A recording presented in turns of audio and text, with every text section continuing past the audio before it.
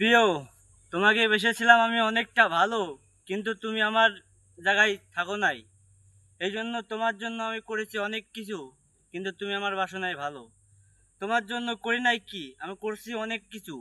টাকা পয়সা গাড়ি বাড়ি, এখন আমার কোনো কিছু অভাব নাই, কিন্তু একটা ভালোবাসার মানুষই নাই।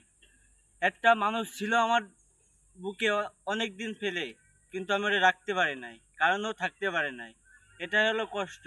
জীবনে নিয়ত করেছি, কানে ধরছি, আর জীবনে রিলেশন প্রেম করবো না। আমি অনেক ভালোবাসছিলাম ওকে, ওর সাথে দেখা পর্যন্ত করতে গেছিলাম, ওরে অনেক টাকা পয়সা দিছি, ও কিন্তু আমার জীবনে নাই। এজন্য আমি নিয়ত করছি, কানে ধরছি, যে আমি ওরে আর কোনোদিন ভালোবাসবো না। ওর মেয়েরা এত খারাপ হইতে পারে আমি আগে জানতাম না, কিন্তু রিলেশন দুইটা করার পরে আমি বুঝতে পারছি যে মেয়েরা কতটা খারাপ। আজ মেয়েদের জন্য কিছু কিছু ছেলেরা আত্মহত্যা করতেছে, এটাও আমি শুনছি আর নিজের চোখেও দেখছি। আজ কিছু কিছু মেয়েদের জন্য কিছু কিছু ভালো ভালো ছেলেরা মা বাপ ছেড়ে চলে যাচ্ছে অনেক দূরে। আজ কিছু কিছু মেয়েদের কারণে কিছু কিছু ছেলেরা একটু ভালোভাবে থাকতে পারতেছে না। এই প্রেম করা কি অপরাধ? ভালোবাসা কি অপরাধ?